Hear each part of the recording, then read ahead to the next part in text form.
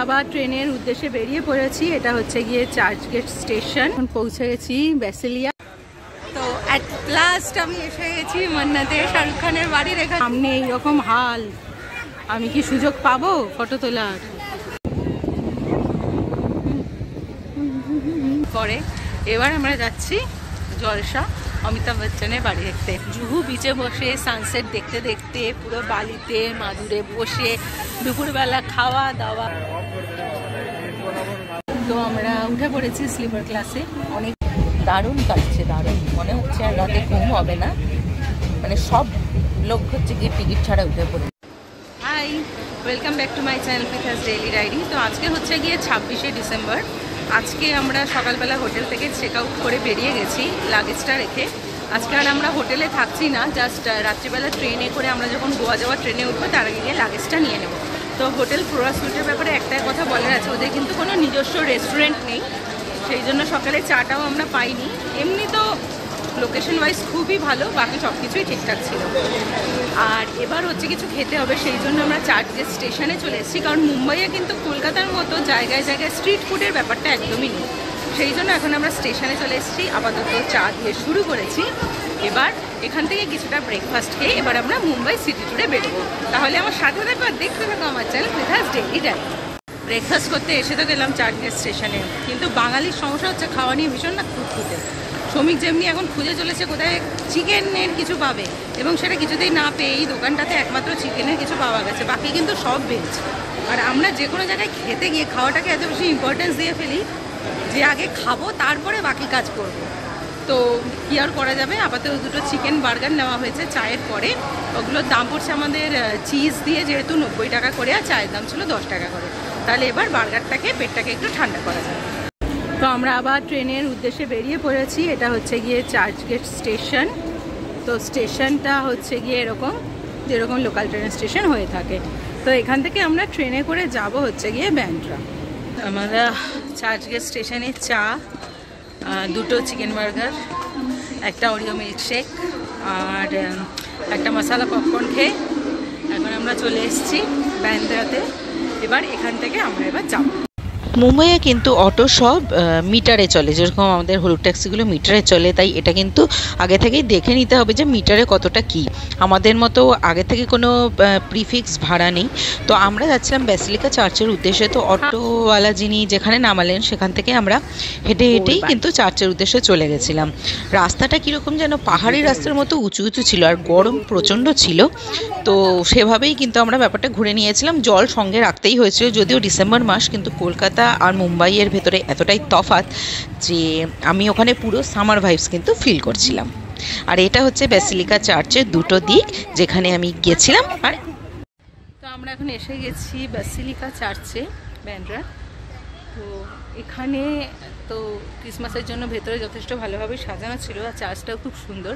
কিন্তু ভেতরে যেহেতু ফটোগ্রাফি ভিডিওগ্রাফি নিষিদ্ধ, সেই জন্য আমি ভেতরে অ্যাকচুয়ালি ট্রাইও করিনি তোলার, কারো ট্রাই করা উচিতও নয়। তো ব্যান্ড্রা আসলে আমার মনে হয় এই চার্চটাও কিন্তু একটা মাস্ট ভিজিট।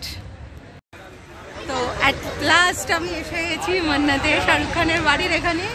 আর এখানে কি প্রচণ্ড ভিড় এখনও, বাবারে বাবা। মানে সত্যি এখানে লোকজন তো রীতিমতোই, জায়গাটা মুম্বাইয়ের একটা দর্শনীয় স্থান।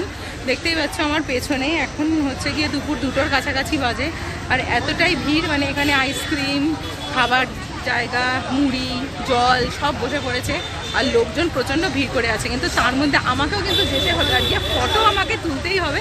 তাই আর লেট না করে আমি ওখানে যাওয়ার ট্রাই করি।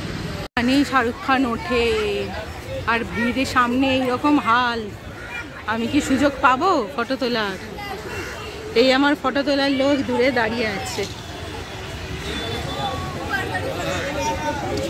কি অবস্থা, শাহরুখ খান, বুড়ি বাবা রে বাবা।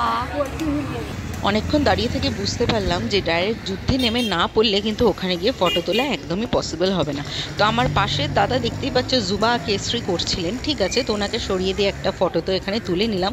তারপরে মেন যে জায়গাটা সেখানটা হচ্ছে গিয়ে মান্নাতের নামটার পাশে আমাকে ফটো তুলতেই হতো। তো একটুক্ষণ ওয়েট করে লোকজনকে সাইড করে আমি ওখানে দাঁড়িয়েই পড়লাম, আর তার সাথে ফটো ভিডিও সব কটাই কিন্তু তুলে নিয়েছিলাম। আর শুধু এই পোস্টটা নয়, আইকনিক শাহরুখ খানের পোস্টায় ফটো না তুললে হতো নাকি। তো যেরকম বলা সেরকম কাজ। তো শাহরুখ খানের আইকনিক পোজে আমি ওর বাড়ির সামনে দাঁড়িয়ে এই ভিডিওটা করে ফেললাম। আর পোর্ট্রেট মোডে না করলে আশেপাশে প্রচুর লোকজন আসছিল, যদিও পাশের বিদেশি দিদিরা সেই আমার ফ্রেমের ভেতরে কিন্তু ঢুকেই পড়েছিল। তো লোকজনকে সরিয়ে ফটোটা আমি তুলে নিয়েছি, যেটা আমি অবশ্যই ভিডিওতে অ্যাড করে দেবো। মানে এটাই একটা ইটসেলফ একটা কিন্তু কী বলবো দর্শনীয় স্থান হয়ে উঠেছে মুম্বাইয়ে। শাহরুখ খান কালকে অ্যাকচুয়ালি বেরিয়েছিল 25 ডিসেম্বরে, কখন বেরিয়েছে জানি না, কিন্তু সেই নিয়ে আমার কোনো দুঃখ নেই। বাড়িটা দেখতে এসেছি, সামনে ফটো তুলেছি, এইটুকুই আপাতত যথেষ্ট। তো আমার মতো যারা শাহরুখ খানের ডাইহার্ট ফ্যান আছে, এসআরকিয়ান যাকে বলে, তারা কিন্তু ঝটপট এখানে চলে আসলে এই জায়গাটা তো জাস্ট মিস করবে নাকি আমি ভালো করে জানি, কিন্তু যত সকালে আসবে তত কিন্তু সুযোগ পাবে ফাঁকায় ফাঁকায় ফটো তোলার। নইলে কিন্তু বেলা বাড়ার সাথে সাথে এখানে প্রচণ্ড ভিড় হয়ে যাচ্ছে। ভিড় হয়ে গেলে অসুবিধা নেই, কারণ এখানে খাবার দাবার প্রচুর বসে গেছে, পুরো মেলা এখানে।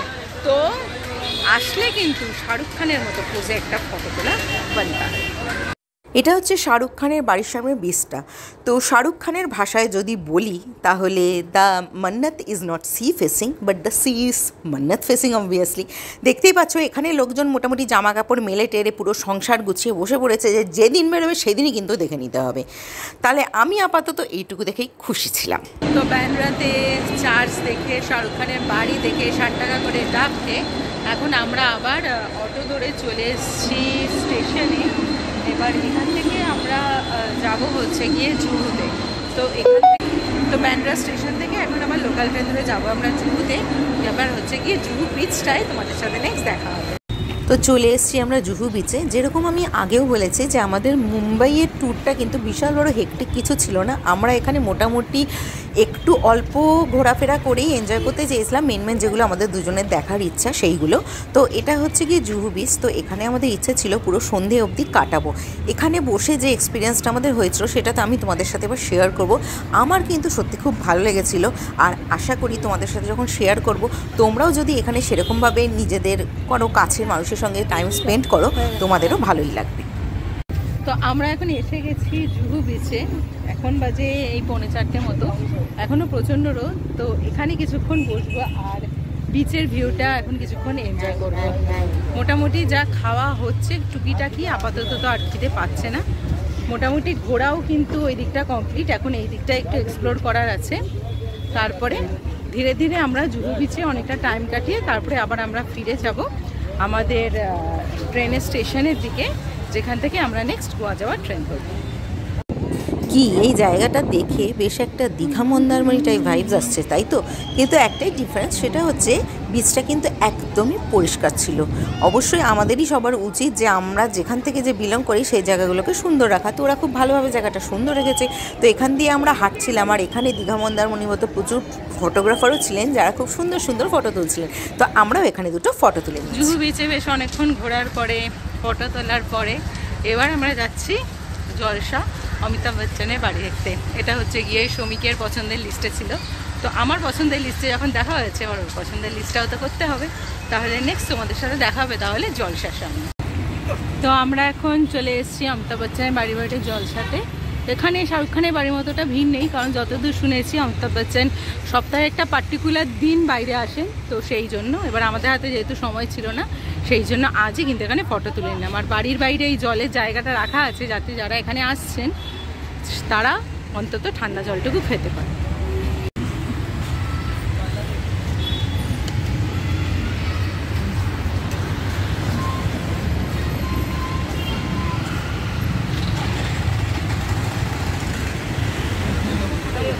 তো অমিতাভ বচ্চনের বাড়ির থেকে আমরা বেশ করে জল ভরে নিয়েছি, জল খাওয়াচ্ছে যখন। তো অমিতাভ বচ্চনের বাড়ির জল বলতে অদ্ভুত লাগছে, যাই হোক বাড়ির বাইরে যেটা রাখা ছিল ওদের বাড়ি থেকেই আসে। তো ওই জল ভরে নিয়েছি, আর এবার একটু কিন্তু আবার ভুট্টা খাবো। তো ভুট্টা খাওয়ার পরে এখানে যেটা হচ্ছে সেখানে এখানকার যে শ্যাকগুলো এই পেছনে দেখা যাচ্ছে, এখানে দু ধরনের বসার জায়গা আছে। একটা হচ্ছে গিয়ে এই সিটিং এরিয়া যেটা পিছনে দেখা যাচ্ছে, আর একটা হচ্ছে গিয়ে এই চাটাইগুলো বা মাদুরগুলো যেগুলো পেতে হচ্ছে গিয়ে বসা যায়। মানে তুমি শুধু পেতে কিন্তু এখানে বসার জন্য এখানে ভাড়ার মাদুর পাওয়া যায়। এছাড়া যদি আপনার খাওয়া দাওয়া করতে হয় সেই ক্ষেত্রে আপনি এই চাটাইগুলো নিয়ে তার মধ্যে বসেও কিন্তু খাওয়া দাওয়া করতে পারে। তো আমরা চুজ করেছি এখানকে চাটাইতে বসে খাওয়া দাওয়া করব। এটা একটা আলাদা এক্সপিরিয়েন্স হতে চলেছে। এই শ্রমিক অলরেডি বসে পড়েছে মেনু নিয়ে, তোমরা দেখতে পাচ্ছ। তাহলে আমিও এবার আর দেরি না করে মেনু দেখি যে কি খাওয়া যায়।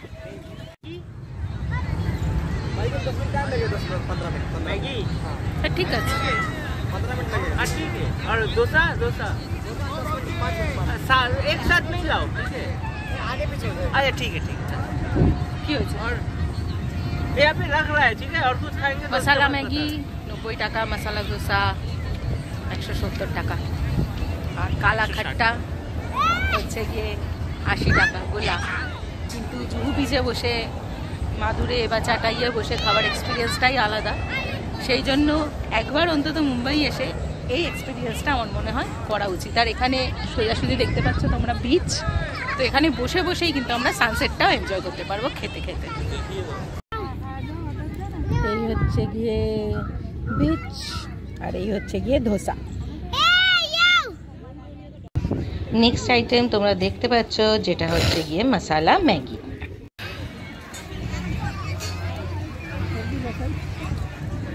এটা হচ্ছে জুহু বিচের সানসেট। আর এই যে মানুষ খেয়ে দিয়ে রেস্ট নিচ্ছে, বিশ্রাম করছে। তো এখানে যে চাটাইগুলোতে আমরা বসেছিলাম সেই ব্যাপারে একটু বলে দিই। এখানে কিন্তু শুধু ওরকম চাটাই নিয়ে বসা যাবে না, মানে তুমি যে শ্যাক থেকে চাটাই নেবে তাদের দোকান থেকেই কিন্তু তোমাকে কিছু খেতেই হবে। শুধু বসার জন্য এগুলো ইউজ করা যাবে না। তুমি ওখানে তবে বসতে পারো, তবে বসার জন্য আলাদা কোনো ভাড়া নেই, তবে তোমাদেরকে ওই দোকান থেকেই খেতে হবে। তো একবার এই ইউনিক এক্সপিরিয়েন্সটার জন্য এটা কিন্তু ট্রাই করতেই পারো। তো আজকের দিনটা পুরো আলাদা রকমই কাটলো। জুহু বিচে বসে সানসেট দেখতে দেখতে, পুরো বালিতে মাদুরে বসে দুপুরবেলা খাওয়া দাওয়া। আর এখানে ওয়েদারটাও এখন এতটাই ভালো হয়ে গেছে, একটা হালকা হালকা ঠান্ডা দিচ্ছে, গরম এখন আর একদমই নেই। তো একবার মনে হচ্ছিল যে হোটেলে হয়তো আজকের দিনটাও থাকলে বেটার হতো রেস্ট নেওয়ার জন্য, কিন্তু থাকলে হয়তো এই দিনটা পুরো মিস করে যেতাম, এই ফিলিংটা কিন্তু পুরো মিস করে যেতাম। তো জুহু বিচে বসে যে পুরো দুপুর থেকে এই সন্ধে অবধি কাটাচ্ছি, এখন তো এখানে প্রায় 6:30 বাজে, কিন্তু এখানে এখনও আলো আছে যেটা তোমরা দেখতে পাচ্ছ। তো জাস্ট অসাধারণ এক্সপিরিয়েন্স। তো আমার রেকমেন্ডেশন রইল, যদি তোমরা মুম্বাই ঘুরতে আসো একবার জুহু বিচে কিন্তু বসে খাওয়া দাওয়া আর সানসেট উপভোগ করে এই টাইমটা কিন্তু জাস্ট এনজয় করতেই পারো। তো আমরা আমাদের ট্রেন ধরতে পৌঁছে গেলাম সিএসএমটি। যেহেতু আমি আসার দিন সিএসএমটির এই নাইট ভিউটা দেখতে পাইনি, তাই গোয়া যাওয়ার দিন এটা কিন্তু আমি একদমই মিস করিনি। আর তোমাদেরকেও বলবো অবশ্যই তোমরা কিন্তু এটাকে মিস করো না। রাত্রিবেলা এই স্টেশনটা কিন্তু সত্যি জাস্ট অসাধারণ লাগে। আর এখানে কিন্তু দাঁড়িয়ে অনেকক্ষণ ধরে মন ভরে তুমি এই আলোর খেলাটা কিন্তু এনজয় করতে পারো। তো আজকে একটা নতুন এক্সপিরিয়েন্স হয়ে চলেছে মুম্বাই টু গোয়া ট্রেনে, যেটা হচ্ছে কঙ্কন কন্যা এক্সপ্রেস। এসিতে টিকিট পাইনি আমরা, অ্যাকচুয়ালি আমাদের দোষেই আমরা টিকিট কাটতে লেট হয়েছিল বলে টিকিট ওয়েটিংয়ে ছিল। তারপরে শেষ অবধি কনফার্ম না হয় আমরা স্লিপারের টিকিট কেটে আপাতত যাচ্ছি।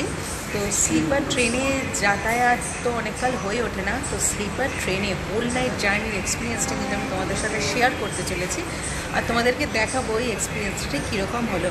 তো আমাদের যে রাত্রি 11টায় ট্রেন, যেটা পরের দিন সকাল 9টা 9:30 নাগাদ পৌঁছানোর কথা, এখন 10টা বাজে, এখনও ট্রেনের প্ল্যাটফর্ম দেয়নি, তাই আপাতত ওয়েটিং রুমে ওয়েট করছি। তাহলে আজকে এখনকার মুম্বাই সফর হচ্ছে গিয়ে এইটুকুই রইল। তো তোমাদের সাথে এবার আমার দেখা হবে নেক্সট পার্টে গোয়া ডাইরিজে। তাহলে এইটুকুই, আর রাত্রিবেলা কী হয় সেটা কিন্তু দেখতে ভুলো না। তো আমরা উঠে পড়েছি স্লিপার ক্লাসে অনেক কাল পরে। তো এখন যেটা স্লিপার ক্লাসের আগে খড়খড়ি দেওয়া জানলা থাকতো, যেটা উঠে যাওয়া ঠান্ডা ঢুকে যাওয়ার একটা ব্যাপার ছিল, এখন কিন্তু এটা পুরো দুদিকেই সেম সিস্টেম করা আছে, যাতে পুরোটা কিন্তু এভাবে বন্ধ হয়ে যাবে, যাতে বাইরে থেকে কেউ হাত দিতে না পারে বা ঠান্ডা ঢুকতে না পারে, পুরো সিস্টেম করা আছে। হ্যাঁ, আর স্লিপার ক্লাসে অবশ্যই কোনো কিছুই কিন্তু দেওয়া হয় না। আর চাইলে আলো যদি বন্ধ করতে চান, এই আরেকটা ব্যাপার আছে, এটাকেও কিন্তু টেনে দিলে আলোটাও পুরোপুরি বন্ধ হয়ে যাবে। তো অ্যাজ সাচ সেফই ব্যাপার। এবার বাকিটা তো নিজের উপরে কতটা সেফ থেকে আমরা গোয়া পৌঁছাতে পারছি তো নেক্সট তাহলে দেখা হবে আমাদের গোয়াতে। কি গো, চোখগুলো বেড়ালের মতো জ্বলছে, খুশি হচ্ছ? হাওয়া খাচ্ছ? বাহ, খাও। যেহেতু রাত্রি 12টা অবধি সব ঠিকই ছিল আর ডিনার আমরা আগেই করে নিয়েছিলাম বাইরে থেকে, সেই জন্য আমাদের মনে হয়েছিল যে স্লিপার ক্লাসের জার্নিটা কিন্তু দারুণ হতে চলেছে, আর কোনো সমস্যা হবে না। কিন্তু ভুল মোটামুটি 12টার কাটা ওদিকে যাওয়া মাত্রই ভুল ভেঙে গেছিলো। সেই এক্সপিরিয়েন্সটাই আমি এবার তোমাদের সাথে শেয়ার করব। প্রচুর লোক উঠেছে আর মোটামুটি রাত্রে 2টো অবধি লোক উঠেছে, এবং তাদের কাছে টিকিট ওয়েটিংয়ে আছে, আরএসিতে আছে, তারা বাথরুমের সামনে শুয়ে পড়েছে, তারা হচ্ছে গিয়ে ট্রেনের দরজা খুলে দিয়েছে, সিটের মাঝখানে সবাই শুয়ে পড়েছে। আমি যেহেতু ওপরে শুয়েছিলাম তো একরকম, নিচে শ্রমিক শুয়েছিল, ওর তো পা ফা সরিয়ে সবাই বসে পড়েছিল। তো একটা পুরো ক্যাওস ছিল। তো যদি খুব অসুবিধা না থাকে আমি অবশ্যই প্রেফার করব যে তোমরা কিন্তু এসিতে জার্নিটা করো, না হলে কিন্তু এই ধরনের কিছু সমস্যার সম্মুখীন তোমাদেরকে হতে হবে। আর যদি ভাগ্য ভালো থাকে তাহলে স্লিপার ক্লাসেও কিন্তু শান্তিতে এখনও যাতায়াত করতে পারো।